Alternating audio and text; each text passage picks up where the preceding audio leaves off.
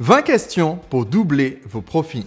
Bonjour, je suis Sébastien Knight, le marketeur français, et chaque lundi, je partage avec vous les lectures de l'entrepreneur libre, c'est-à-dire une pépite issue de l'un des 500 meilleurs livres de développement professionnel, personnel et marketing que j'ai lu au cours des 10 dernières années. Aujourd'hui, j'aimerais vous parler d'un processus qui permet de multiplier la rentabilité de n'importe quelle entreprise et qui permet aussi d'augmenter la productivité de votre équipe. Ce principe, c'est High Power. High Power est une méthode de concertation avec votre équipe qui permet en fait de générer des idées qui vont rendre l'entreprise plus efficace et plus rentable. J'ai développé ce principe dans une interview que j'ai réalisée avec le co-inventeur de High Power, à savoir Brian Kurtz. Brian a travaillé pendant longtemps avec Martin Edelstone, l'auteur du livre dont je vais vous parler dans un instant, dans une société qu'ils ont développée à partir de rien, qui a commencé dans un petit garage aux États-Unis, dans le New Jersey, et qui est très très rapidement devenue une entreprise réalisant jusqu'à 150 millions de dollars de chiffre d'affaires annuel. Cette entreprise s'appelle Boardroom, et au cours de sa carrière, Brian Kurtz, qui a donc été invité à un de mes séminaires et sur une des vidéos, dont je vous mettrai le lien dans les ressources avec cette vidéo d'aujourd'hui, eh bien, il nous explique en fait comment est-ce qu'ils ont utilisé ce principe High Power pour recueillir les idées de tous leurs employés et utiliser ces idées efficacement pour que l'entreprise puisse se développer. Parce que malheureusement, dans la plupart des entreprises, et si vous avez été salarié, vous le savez, dans la plupart des entreprises, eh bien, les idées des employés sont considérées comme des idées subalternes. Et donc, on n'a pas tendance à exploiter le savoir-faire, la créativité des personnes qui sont à ce qui est considéré comme les plus bas niveaux de l'entreprise. Alors que dans cette interview dont je vais vous mettre le lien, Brian raconte notamment, par exemple, une idée qui a été suggérée par quelqu'un qui était juste un assistant dans la partie imprimerie de l'entreprise et qui a permis d'économiser 300 000 dollars par an de dépenses simplement à partir d'une petite réflexion qu'il a eue comme ça dans son travail au quotidien et où il s'est dit tiens, on pourrait économiser quelques sous si on faisait ça. Et heureusement, quand il a fait remonter cette idée à sa hiérarchie, eh bien elle a tout de suite été mise en place. Donc, si vous voulez éviter de tomber dans le piège à mesure que vous développez votre équipe, de dire on va juste avoir une boîte à suggestions dans un coin, mettez vos idées dans la boîte et puis on vérifiera une fois par an s'il y a des choses dans la boîte. Au lieu de tomber dans ce piège qui fait que les personnes ne sentent pas que leurs idées sont valorisées, ne sentent pas que leurs idées sont prises en compte et donc ne suggèrent aucune idée. Il faut savoir qu'en moyenne dans nos pays occidentaux, eh bien, un salarié fournit ou suggère à son entreprise moins d'une idée par personne et par an, alors que dans certaines entreprises, dont celles qui utilisent High Power, un employé suggère en moyenne plus d'une idée par personne et par semaine, et que évidemment, les idées les plus brillantes, les plus efficaces sont instantanément mises en place. Donc, sur le côté, quel est le principe de High Power et comment on l'applique? Eh bien, je vous laisse le lien vers cette vidéo de référence qui explique le processus. Aujourd'hui, j'aimerais vous parler d'un ensemble de questions à se poser en brainstorming en équipe, si vous avez une équipe qui travaille avec vous, ou tout seul ou avec votre associé, partenaire ou conjoint, si vous n'avez pas une équipe d'employés qui travaille avec vous. Et ces questions sont issues de ce livre, High Power, donc I comme la lettre I en anglais, qui veut dire idée, ingénuité, invention, individuelle, enfin il y a plein de raisons pour lesquelles ils ont choisi la lettre I. Donc High Power, un livre de Martin Edelstone, le co-créateur de Boardroom. Donc, je vais vous donner ces 20 questions à se poser pour ce brainstorming qui va nous permettre d'avancer et de rendre l'entreprise plus rentable. Première question que chacun peut se poser dans ce brainstorming et donc proposer, suggérer une idée. Première question, comment puis-je être plus efficace dans mon travail? Autrement dit, comment puis-je obtenir plus de résultats en moins de temps? Suggérer une idée. Deuxième question, comment mon département, c'est-à-dire la section de l'entreprise dans laquelle je travaille, comment mon département peut-il être plus efficace pour accomplir cette mission? Troisième question, que puis-je faire personnellement pour réduire les coûts? Et donc la question est plus précise que ça, que puis-je faire personnellement pour réduire les coûts cette année et sans nuire à la qualité du produit ou service que nous livrons? Donc chaque personne de l'équipe doit réfléchir à personnellement qu'est-ce qu'elle pourrait faire pour réduire les coûts. Ça peut être arrêter d'utiliser 2 logiciels alors qu'on pourrait en utiliser qu'un seul. Ça peut être se dire, bah, tiens, on va faire les impressions que pour le dernier modèle, au lieu de imprimer à chaque fois nos itérations de notre plan, de notre logo, etc. et d'imprimer que quand on est à peu près sûr qu'on a la dernière version. Donc, chacun suggère son idée pour comment est-ce qu'on pourrait faire des économies à son niveau. Et ensuite, la question suivante, la question 4, c'est comment est-ce que mon département peut réduire les coûts cette année et sans nuire à la qualité du produit. Donc maintenant, on est dans une sous-partie de l'équipe. Alors si vous avez qu'une très petite équipe, souvent chaque personne est un département à elle toute seule. Vous avez un département finance qui est constitué d'une personne qui est votre comptable. Vous avez un département administratif qui est constitué d'une personne qui est assistante administrative. Un département commercial constitué d'une personne qui est commerciale. Mais à mesure que votre équipe va grandir, eh bien, ces départements vont avoir un chef de département et un ensemble de personnes qui travaillent dans une unité comme ça dans l'entreprise. Et c'est bien que ces personnes aient à la fois la réflexion personnelle et la réflexion en termes de cette dimension d'unité au sein de l'équipe. Évidemment, la question suivante, c'est que peut faire l'entreprise pour réduire les coûts cette année sans nuire à notre qualité de notre produit ou service. Et vous allez voir que ce qui est intéressant, c'est que si vous posez les questions dans le brainstorming en commençant toujours par l'individu et en allant vers le département et en allant vers l'entreprise, eh bien les réponses sont beaucoup plus intéressantes que si on part dans l'autre sens. Et c'est aussi beaucoup plus responsabilisant que de donner à chacun la possibilité de réfléchir à comment est-ce que moi, personnellement, je peux augmenter ma performance. Comment est-ce que moi, personnellement, je peux diminuer le coût des outils que j'utilise, le temps que j'utilise sur des outils qui sont facturés au temps, etc., etc. 6e question. Quel obstacle principal m'empêche d'être beaucoup plus productif ? Un des éléments essentiels d'une théorie dont je vous ai déjà parlé dans un des précédents épisodes et que je vous mettrai le lien en ressources, j'ai fait un épisode pour vous parler de la théorie des contraintes. Et dans cet épisode, je vous parlais d'un excellent ouvrage qui s'intitule « Le but » et qui explique quel est le but de chaque entreprise et comment on enlève les obstacles pour l'atteindre. Et la théorie des contraintes dit qu'à tout moment, si vous connaissez votre objectif, à tout moment, vous avez une contrainte principale qui vous limite et qui vous empêche d'atteindre ce plein potentiel. Et vous pourriez travailler sur 10 façons différentes de vous améliorer, mais le but en fait, si on veut se développer rapidement, c'est de toujours trouver quel est ce goulot d'étranglement, quelle est cette contrainte. Parce que ça ne sert à rien d'augmenter la dimension des tuyaux si vous avez l'impression d'être quelqu'un dont le potentiel ne se réalise pas entièrement. Et je sais que ça concerne quand même un bon nombre de personnes. Vous avez l'impression que vous pouvez plus, mais que quelque chose vous limite. Eh bien, ça ne sert à rien d'augmenter la dimension des tuyaux et de remplacer un tuyau de 50 par une buse de 500. Ça ne sert à rien si le robinet est fermé. Le goulot d'étranglement, c'est juste la vanne du robinet.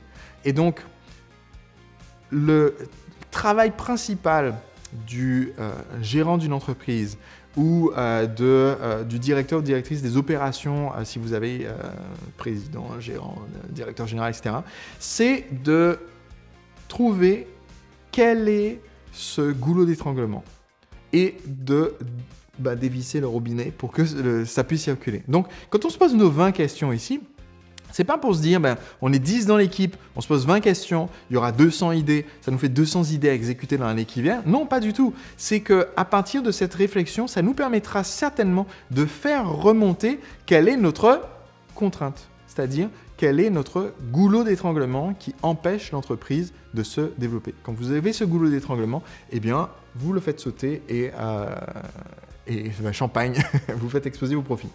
7e question. Comment pouvons-nous améliorer notre système iPower ? Donc, si vous avez implémenté un système de réflexion, de génération d'idées, chez nous, nous l'avions appelé iPower, tout comme dans le principe enseigné dans ce livre. Mais s'il s'appelle autrement chez vous, si c'est le système brainstorming, si c'est le système gestion d'objectifs, si c'est le système super power, qu'en sais-je, eh bien, à partir du moment où vous avez un système d'amélioration de l'entreprise, et vous devez en avoir un, à partir du moment où vous avez ce système d'amélioration, eh bien, une question à se poser régulièrement, c'est comment on améliore notre système d'amélioration de l'entreprise. Parce que c'est ce qui vous permet non seulement d'avancer, mais en plus d'avoir le système qui nous permet d'accélérer et ensuite régulièrement de se demander comment j'appuie encore plus sur cet accélérateur. Question numéro 8. Quelles erreurs coûteuses commettons-nous ? C'est une très bonne question à se poser parce que, évidemment, une des façons les plus évidentes pour augmenter vos profits, c'est d'augmenter votre chiffre d'affaires, de vendre davantage. Mais la façon la plus facile d'augmenter vos profits, c'est en général de supprimer des coûts. Et ces coûts, ce ne sont pas forcément des dépenses que vous faites de façon récurrente, mais ça peut être en fait des erreurs que vous faites de façon récurrente. Par exemple, en 2016, nous nous sommes rendus compte en discussion d'équipe que une dépense qui n'apparaissait pas comme récurrente, mais un type de dépense qui revenait fréquemment, c'est se lancer dans un nouveau projet, investir dedans, dépenser, par exemple, acheter des brochures et finalement ne pas s'en servir. Lancer une idée, on va organiser un événement et payer un dépôt pour louer la salle et finalement on laisse tomber l'événement mais on a perdu le dépôt ou l'avance qu'on avait payé au départ. Et donc, c'est pas une dépense récurrente, c'est toujours quelque chose de différent. Mais c'est une erreur coûteuse qui revient souvent que de lancer un projet sans vraiment y réfléchir particulièrement, engager des dépenses et du temps et de l'énergie, et ensuite se rendre compte finalement non, ça ne correspond pas à ce dont on avait besoin, et arrêter ce projet alors qu'il nous a déjà coûté. Donc c'est une réflexion excellente à avoir que se poser la question de nos erreurs coûteuses. Question numéro 9. Bien, quel est l'objectif, le one thing, quel est le one thing que je veux atteindre cette année ? C'est une question qui est intéressante à se poser en début d'année ou quand on va planifier l'année prochaine, mais c'est aussi une excellente question à se reposer en cours d'année parce que premièrement, il se peut que ça ait changé. C'est pas ce que je recommande, mais il se peut que ça ait changé. Et deuxièmement, c'est toujours bien de se poser la question parce que ça permet de se souvenir, tiens, on avait décidé quelque chose en décembre de l'année dernière. Et là, on est en juillet et on est en train de faire complètement autre chose. Donc, est-ce qu'il ne vaut pas mieux revenir à ce qu'on avait décidé à l'origine ? Donc, c'est une question très importante. Question numéro 10. Quelle est ma plus grave erreur des 6 derniers mois ? Et qu'est-ce que je peux en apprendre ? Eh bien, le fait d'observer nos erreurs et de les admettre, et d'y réfléchir, c'est ce qui nous permet évidemment de ne pas recommettre la même erreur et ce qui permet aussi d'éviter que quelqu'un d'autre dans la même équipe recommette l'erreur et qu'elle se passe comme ça de personne en personne. C'est le fait de débriefer toujours régulièrement quand il y a un problème. Question numéro 11. Quelle est ma plus grande réussite des 6 derniers mois ? Qu'est-ce que j'ai accompli que je souhaite renouveler ou dont je peux apprendre pour le futur. Question numéro 12. Qu'est-ce que l'entreprise peut faire pour m'aider à être plus productif ? Qu'est-ce que l'entreprise peut faire pour que mon travail soit plus facile ? Et là, ça va vous permettre de voir que on a peut-être imposé des outils, des méthodes de travail, des façons de faire qui ralentissent l'avancée des personnes dans l'équipe. Et si vous avez suivi les conseils que je partage tout le temps dans cette chaîne au sujet du recrutement, au sujet de la motivation d'une équipe, au sujet de l'entretien du travail en équipe, eh bien, vous avez compris à quel point c'est important de se rendre compte en tant qu'entrepreneur que les gens qui travaillent avec nous, ils veulent faire du bon travail. Contrairement à ce que vous pouvez penser, si vous par le passé vous avez eu une mauvaise expérience, une mauvaise embauche ou quoi que ce soit, vous vous êtes dit tiens, pourquoi est-ce que les gens sont fainéants ou quoi que ce soit ? Eh bien le problème venait de vous. Donc il faut l'admettre déjà. Parce qu'en fait les gens veulent faire du bon travail. Même les personnes que vous avez trouvées incompétentes, même les personnes avec qui vous n'êtes pas entendu, même les personnes avec qui ça s'est mal passé, eh bien tout le monde aime avoir la sensation d'avancer et de faire du bon travail. Donc, cette question-là nous permet de repérer en quoi est-ce que notre fonctionnement d'entreprise est peut-être un peu encrassé, entartré et empêche les gens de faire du bon travail comme ils aimeraient le faire. Question numéro 13. Comment puis-je aider un autre département à être plus productif ? Très bonne question parce que c'est plus facile pour les gens du département compta de voir comment les gens du marketing pourraient mieux faire leur boulot. C'est toujours plus facile pour les gens du département commercial de voir comment est-ce que les gens du département production pourraient mieux faire leur boulot parce que c'est un regard extérieur. Donc si on vous fait visiter une partie de l'entreprise qui n'est pas la vôtre, donc si vous n'êtes pas l'entrepreneur mais vous êtes dans l'entreprise, eh bien c'est beaucoup plus facile de voir, tiens, il n'y aurait pas moyen de rapprocher ces deux bureaux-là pour que la communication se fasse plus rapidement? Ou alors, est-ce qu'au lieu de s'envoyer des mails, on ne pourrait pas juste faire un point une fois par semaine pour traiter ça? C'est beaucoup plus facile de voir comment on peut aider les autres à être plus productifs que soi-même. Question numéro 14. Comment pouvons-nous améliorer notre communication en interne dans l'entreprise? Comment est-ce qu'on peut communiquer plus efficacement entre nous? Et chaque entreprise a une culture d'entreprise différente. Par exemple, dans mon entreprise, une des règles, c'est que nous ne communiquons pas par email. Donc nous sommes une de ces rares entreprises où c'est interdit de communiquer par email entre nous. Alors ça peut sembler bizarre ou contradictoire avec le fait que nous communiquons par email avec l'extérieur. C'est-à-dire le principal générateur de revenus pour l'entreprise, c'est ma newsletter avec plus de 100 000 entrepreneurs abonnés. Donc nous envoyons énormément d'emails, nous envoyons plusieurs millions d'emails, peut-être chaque mois plus d'1 million de mails, chaque année donc plus de 10, 12, 15 millions d'emails. Donc on reçoit aussi beaucoup d'emails de gens qui répondent à nos messages. Donc évidemment, on a des emails entrants au service après-vente, chez les partenaires, pour traiter les factures de prestataires. Mais en interne, on communique différemment. On a d'autres outils qu'on utilise pour la communication. Donc je pourrais reparler dans d'autres vidéos si ça vous intéresse, vous me le direz dans les commentaires. Et donc, cette question de comment on améliore notre communication, il ne faut pas se limiter à ce qui se fait en général dans le monde de l'entreprise. Il faut vous laisser la porte ouverte à faire ce que vous voulez et comme ça vous convient. Je déteste l'email, donc dans mon entreprise, on n'utilise pas l'email pour communiquer entre nous. Question numéro 15. Alors, cette question, il faut bien que je la préface. Cette question numéro 15, c'est l'idée qui est là-dedans et aussi importante pour toutes les autres questions, qui est de se donner une créativité à 100% sur les solutions qu'on veut suggérer et de ne pas d'avance censurer nos idées pour des raisons de budget, pour des raisons de temps, pour des raisons d'organisation. Donc, cette question numéro 15, c'est sans limitation de budget, quel outil me permettrait d'améliorer mon efficacité? Et il peut s'agir de dire un bureau debout, en fait, ça me permettrait d'être plus efficace. Ou avoir 2 écrans, parce que c'est prouvé, avoir 2 écrans, ça augmente votre efficacité sur les tâches bureautiques de 30%. Avoir un bureau debout et être debout, ça augmente aussi votre efficacité. Ne plus être dans un open space, ça augmente également votre efficacité parce que être dans un open space face à quelqu'un d'autre, c'est-à-dire si vous avez le visage d'un autre être humain dans votre zone visuelle quand vous travaillez, vous perdez 30% d'efficacité. Juste parce que votre cerveau n'arrête pas d'être distrait par les expressions de visage d'un autre être humain. Est-ce qu'il réagit à ce que je suis en train de taper sur mon ordinateur? Et c'est complètement irrationnel, mais vous perdez en efficacité. Donc, le fait de réfléchir sans se donner de limitation en se disant « Bon, mais ok, certes, on est dans un open space, c'est comme ça qu'on l'a toujours fait, mais ça permettrait d'augmenter mon efficacité si je n'y étais pas. » Peut-être que vous serez le seul à être dans un bureau à part ou à avoir un paravent qui vous empêche d'être distrait par les autres, mais au moins vous serez plus efficace. Donc, cette question, il faut se la poser sans limitation de budget. Question numéro 16. Comment pouvons-nous améliorer notre réflexion à long terme? Comment améliorer notre réflexion à long terme? Ce qui nous permet de ne plus être le nez dans le guidon pour les projets de la semaine prochaine, mais de savoir qu'est-ce qu'on veut réaliser dans 5 ans ou dans 25 ans. Dans les ressources de cette vidéo d'aujourd'hui, je vous mets le lien vers une vidéo où je vous explique comment planifier le développement de votre entreprise sur 25 ans et non plus sur quelques jours ou quelques semaines.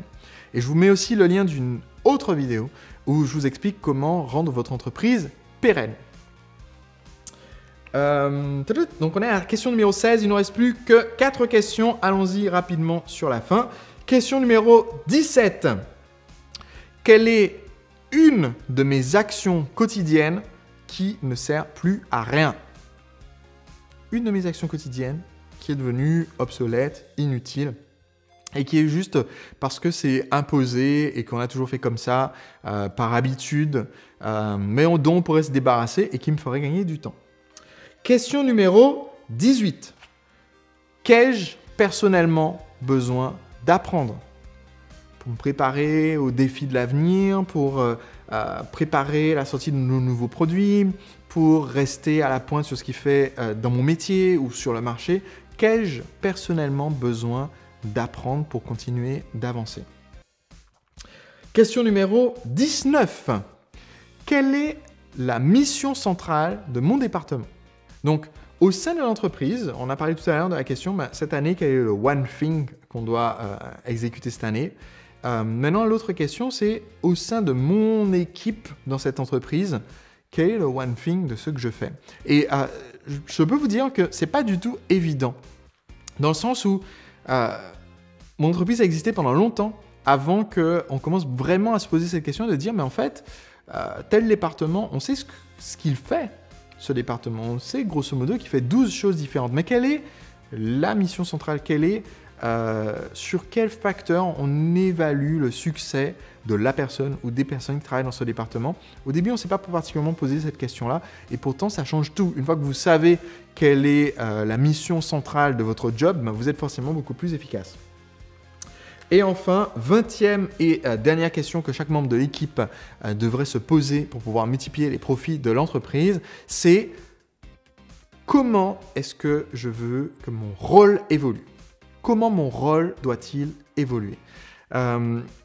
C'est aussi important pour l'entrepreneur que pour ses associés, si on est à plusieurs, que chacun ait un rôle bien différencié, au bout d'un moment c'est normal, ou pour les autres membres de l'équipe, c'est très très important.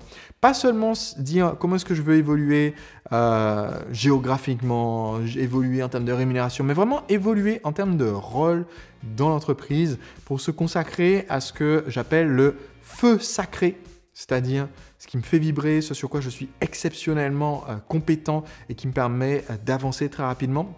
Eh bien, ça a mis aussi du temps, c'est-à-dire entre mon rôle dans l'entreprise de marketeur français en 2010, où je faisais à peu près tout, puisqu'on n'était que 2, moi et une assistante, ou dans l'entreprise en 2013, où je n'avais plus besoin du tout de faire de service client, puisqu'on avait quelqu'un pour cela. Et ensuite, mon rôle, par exemple, en 2018, où je n'ai qu'une journée par semaine à consacrer à l'entreprise et où donc mon rôle, c'est vraiment un rôle de porte-parole, un rôle de création de propriété intellectuelle, c'est-à-dire le contenu que je partage dans mes vidéos et dans mes formations. Donc un rôle comme ça de transmission de savoir à la fois à mon équipe, mais aussi à mes clients et aussi aux gens qui regardent mes vidéos et écoutent mes podcasts, donc à mes futurs clients. Donc prendre ce rôle-là et lâcher certains rôles que je pouvais avoir avant et donc assurer ce lâcher-prise en le transmettant à une personne de confiance au sein de l'équipe, eh bien c'est une transition qui est très importante et c'est un arc que vous devez vivre vous aussi en tant qu'entrepreneur, en tant que chef d'entreprise et que vous devez permettre aussi aux personnes qui sont dans votre équipe. Voilà donc 20 questions pour doubler vos profits. On se retrouve lundi prochain pour une prochaine lecture de l'entrepreneur libre, c'est-à-dire une nouvelle pépite issue de l'un de ces 500 meilleurs livres parmi tous les livres que j'ai lus au cours des 10 dernières années. Si vous n'êtes pas abonné pour recevoir gratuitement ces vidéos, eh bien je vous mets un lien aussi dans la description de cette vidéo qui vous permet de vous abonner. Ça me permet de vous envoyer gratuitement la vidéo chaque lundi. Et si vous n'avez pas encore lu mon livre, Le secret des entrepreneurs libres, sachez qu'en ce moment, ce livre, je vous propose de le recevoir chez vous gratuitement pour le tester avec de nombreux bonus. Tous les détails sur mon offre se trouvent aussi dans la description de cette vidéo. On se retrouve lundi prochain. Petite info, je vais vous mettre un récapitulatif des questions dans la description de cette vidéo afin que vous puissiez les retrouver et vous en servir pour votre brainstorming. À très vite. Que vos produits soient addictifs, c'est-à-dire qu'ils accrochent les clients et amènent ces clients à revenir encore et à vous acheter encore davantage de produits et à en parler autour d'eux. Ce principe, c'est celui de